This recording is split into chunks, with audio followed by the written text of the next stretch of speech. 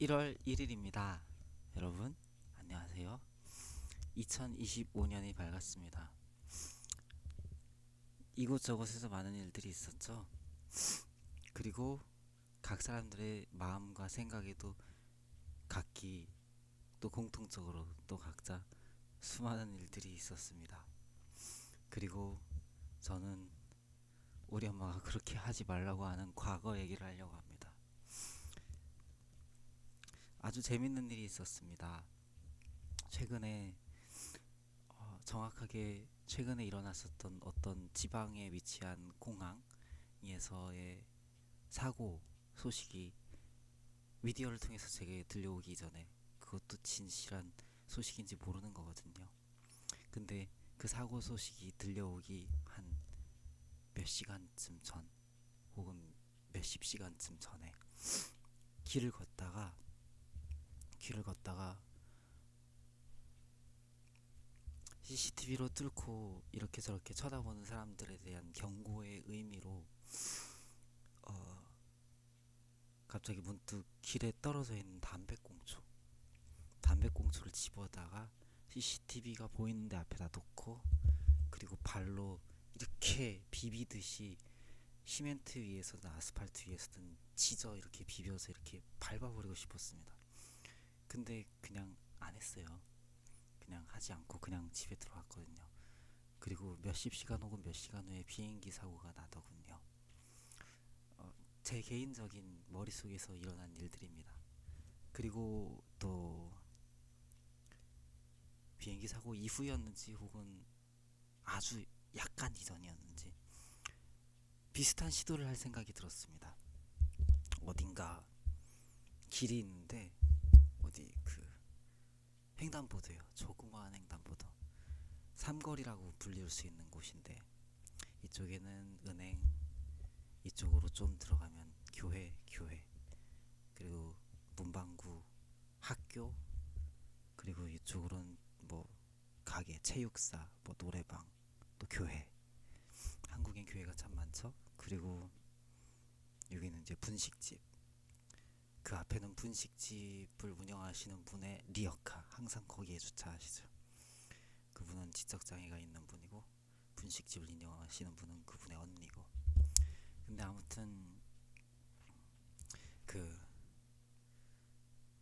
거기 있는 어느 횡단보도에서도 가만히 신호를 기다리고 있다가 마침 뭔가 다시 한번 발로 담배꽁초를 이렇게 이렇게 해서 좀 불만을 표출한다고 할까, 뭔가 그러고 싶었어요. 만약에 이건 담배꽁초 아니지만 이게 담배꽁초라고 하면 요거를 여기다 넣고 뭐 이런 식으로 오브 여기 들어갔어요. 근데 아무튼 그랬고 뭐 이런 거 쓰러졌는데 이거는 위트라고 해봐요. 여기 뭐라고 써있냐면 YHWH We love you Jesus One God Lord We need you Jesus I love need follow Jesus. 음. 그래서 중요한 얘기는 그 그냥 제 머릿속에서 일어났던 일들인데 수십 년 전에 지금 상황이 많이 떠오르는 상황이 있었어요. 전병욱이라고 하는 설교사였고 그자가 장로교회에 잠깐 들어와서 이제 일을 한답시고 하다가 나갔죠. 그자는 3.1교회 왔을 때도 저 의를 가지고 이들의 어떤 이단 단체의 국가, 정부 등등등 그 의도를 가지고 들어왔던 자였고 그자는 합동측을 망쳐놨다고 이야기를 했습니다. 저는 이전까지 어떤 영상들을 통해서요. 그리고 그자가 그 교회에 들어와서 망쳐놓는 그 사이사이에서 하나님께서 어떤 하나님의 백성들을 세우셨는지 또 어떤 괴물들을 만드셨는지 그건 모르는 일이거든요. 근데 아무튼 그자가 이제 3.1교회에서 쫓겨나기 직전쯤에 설교를 했던 시점이 지금하고 아주 비슷합니다. 제 혼자 머릿속에서 느끼기에. 그때 그자가 했던 말들 중에 하나가 뭐냐면 암몬 족속과 모압 족속에 대한 이야기였어요. 그러니까 구체적으로 성경의 어느 구절을 뚝 떼갖고 이단들이 잘하는 거죠. 막 이렇게 들이미는 거예요. 그것도 지금 있는 이 현상에 대한 뭐 이 세계에 대한 이 현실에 대한 해석이다 이런 식으로. 그게 항상 이단이 하는 짓이거든요. 그런 식으로 이 성경 구절이 생각나더라 마치 이런 식으로 그냥 알 수 있는 부분인데 성경 구절이다 이렇게 해서 그 현상이 꼭 이거다라고 그렇게 굳게 믿게 하는 거, 그렇게 세뇌를 시키는 게 항상 이단이 하는 짓들입니다. 한국발 이단의 특징 가운데 하나이기도 하죠. 근데 전병욱은 뭐를 얘기를 했냐면 암몬과 모압 족속에 대한 예시를 들면서 그들이 징계를 받지 않아서, 말하자면 고통을 당하지 않고 어려움을 당한 적이 없어서 마치 그 물에 찌기가 가라앉은 것 같고 물을 휙 저으면 바로 막 이렇게 오염된 상태가 그냥 가라앉은 찌기가 휙 올라가고 온 물을 역시 더러운 물이었어 이렇게 알 수 있게 하듯이 그런 모압과 암몬족 속에 징계받지 않은 상태에 대해서 왈왈 했었던 적이 있어요. 그리고 나서 뭐 결론적으로는 전병우 네가 징계를 받지 않은 거였네 라고 말할 수 있는 상황이 왔죠. 왜냐면 지금 이 시점에서 판단할 수 있는 건 그가 갖고 있는 설교 방식이나 역시 항상 내세우던 그런 여러가지 목회자들이 살짝살짝 적정히 알아들을 수 있도록 이야기한 것을 못 알아듣는 지혜가 없는 책망을 들을 줄 모르는 개 중에 하나였기 때문입니다. 개. 성경은 개를 삼가라고 했는데 개를 설교단에 세워놨었으니 삼일교회 상태가 오죽했겠어요. 그것도 명칭이 3.1운동을 의미하는 3.1교회인데.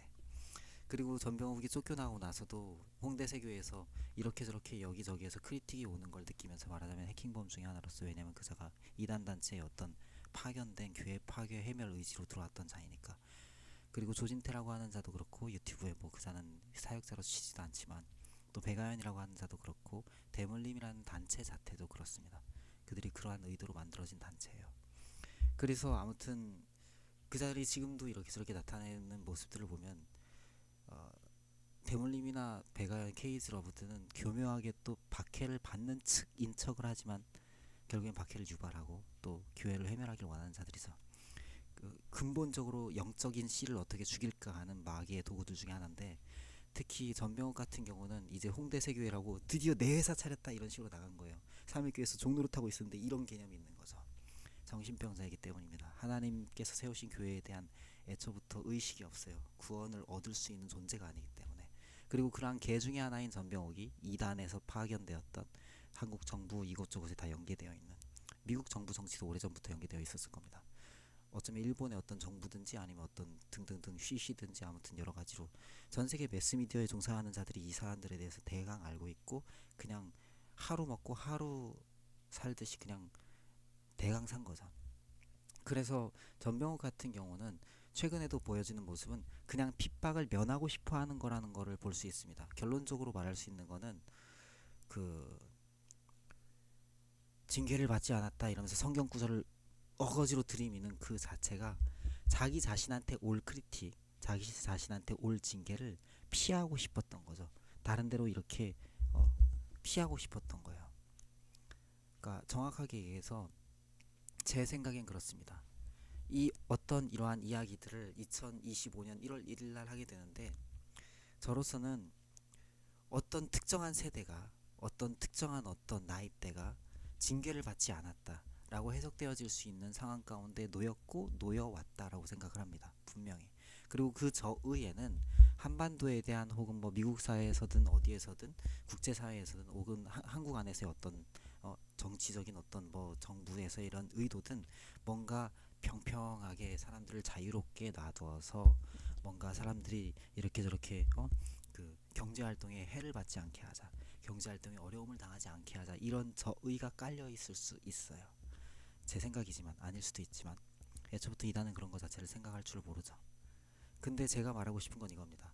이유가 어찌되었든 의도가 어찌되었든 어디로부터 어떻게 된 것이든 정부에 소속했든 뭐 방송에 소속했든 기독교 단체에 소속했든 이단 단체에 소속한 건 아니고 일단 나와야 되는 거고, 그리고 어디에 어떻게 무슨 일을 하든 범죄도 아닌 거고 범죄는 일단 그쳐야 되는 거고, 어디 소속이든 범죄는 일단 그쳐야 되는 거고, 범죄 단체에도 나와야 되는 거고 당연히 범죄 단체에서도 바로 나와야 되는 거고, 어디에 소속했든 무슨 일을 하든지 각 사람 한 사람 한 사람들이 믿음을 갖는 것이고 그 믿음 안에서 자신의 잘못에 대해서 자기 자신이 징계를 받는 거예요.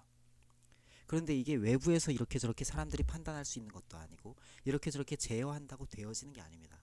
임의적으로 그렇게 한다고 되는 게 아니에요. 예를 들어서 특정한 세대라고 일컬어지는, 내가 이렇게 그냥 넌지시 그냥 대강 봐서 그런지 모르지만 그들 안에서 우리 각자 달라라고 할 수도 있고, 우리 진짜 같은 면이 너무 많아 이런 식으로 얘기할 수도 있는데, 아마도 그럴 거지만 후자.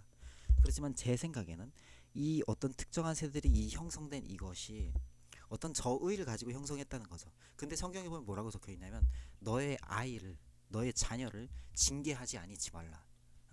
채찍으로 때릴지라도 그가 죽지 아니하리라. 그를 징계하면 그를 지옥 구덩이에서 건지리라. 사망에서 구원하리라. 그렇게 말씀한다고요. 무슨 말인지 알아요?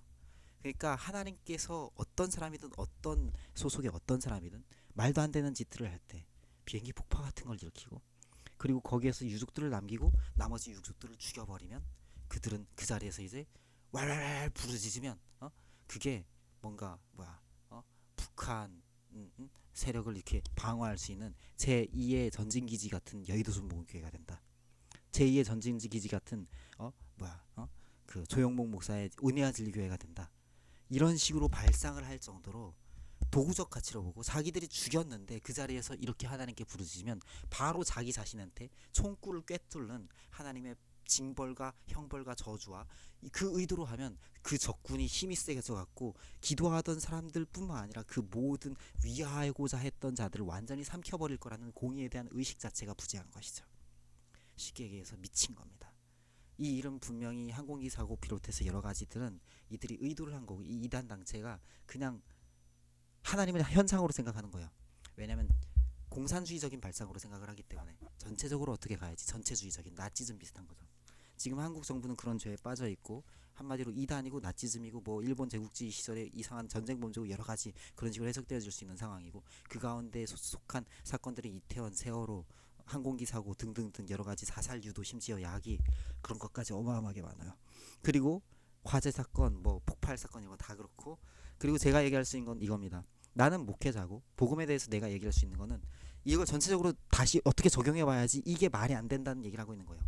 왜냐하면 다시 말하지만 각 사람 한 사람 한 사람들의 양심과 상황과 하나하나의 판단과 생각에 대해서 결정자는 하나님이에요. 그리고 심판자도 하나님이고 징계자도 하나님이에요. 누가 이렇게 하려고 했는데 그게 징계가 안 될 수도 있고, 이렇게 심판하려고 했는데 딴 데다 박해가 될 수도 있어요.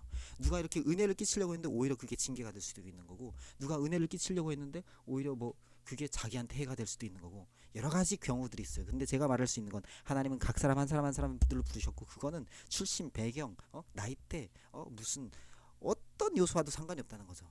뭐 성별이고 무슨 어떤 그 정치 성향이고 아무 상관이 없어요. 근데 제가 말할 수 있는 거는 아무도 함부로 판단이 안 된다는 거예요. 예를 들어서 제가 오산에서 일할 때 이제 추력 인력 회사를 통해서 이렇게 왔다 갔다 하는데, 거기서 제가 왔다 갔다 하면서 이제 다른 데 앱을 통해서 추력하기도 하고 또 인력 회사를 통해서 또 추력하기도 했는데, 인력 회사를 통해서 추력할 때 잠깐 왔다 갔다 하고 앱을 통해서 추력할 때 왔다 갔다 할 때, 인력 회사 앞에 이제 좀 이렇게 아저씨분들이 이렇게 좀 서서 이렇게 같이 이렇게 대기하고 있단 말이죠. 지나갈 때마다 나는 언젠가 이제 저분들한테 복음 쪽지라도 이렇게 좀 이렇게 대대적으로 돌려야겠다 이런 생각을 하고 왔다 갔다 하고 이제 돈을 벌면서 사는데, 근데 이제 또 한 번 인력회사로 추력할 때는 한 번 왔다 갈 때 또 두 번 왔다 갈 때 이렇게 하면서 이제 얼굴을 익히잖아요. 거기 사무실에서 일하시는 좀 나이대 있으신 분이, 사무실 직원은 젊은 분들이고 사장도 지점인데도 그 프랜차이즈, 근데 이제 그분들이 있고 하는데, 나는 이제 이렇게 그분들의 질서 안에서 이렇게 하는 거예요. 그게 내겐 고마운 일이고 감사한 일이고, 어느 정도까지는 질서이고 또 거기까지는 이렇게 하더라도 내 개인적으로 갖고 있는 신앙 안에서는 그 질서가 그 완전한 질서는 아니죠. 거긴 그냥 그 회사에 있을 때 이제 내 굴복이고, 근데 아무튼 그게 편한 거란 말이죠. 그걸 CCTV로 보고 그 사장은 나빠, 아니면 내가 뭐 어쩌고 CCTV 앞에서 심지어 피해자 코스프레 이러기까지 하면 그냥 일단 끝나는 거예요. 그런 법리 위반 하나하나를 비롯해서 이런 게 다 정리가 돼야 되는 거죠. 각 개개인들이 그 죄를 멈춰야 되는 거죠. 그러지 않으면 지옥 가요. 그리고 그 가운데서 이제 왔다 갔다 하는데 그 좀 나이 드신 분이 나를 이제 제 이름이 오택만인데 어택만이 이러는 거예요.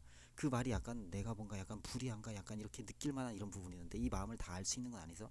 그리고 그러면서 이후에는 이제 다시 그게 그냥 튕겨 나가서 그 내가 불이한 것처럼 이렇게 부른 것 같은, 난 그렇게 느낀 그게 그 인력분들 가운데 누구한테 징계로 임할 수도 있는 거고 그런 거예요. 중요한 건 각 사람이 다 역할이 있다는 거죠.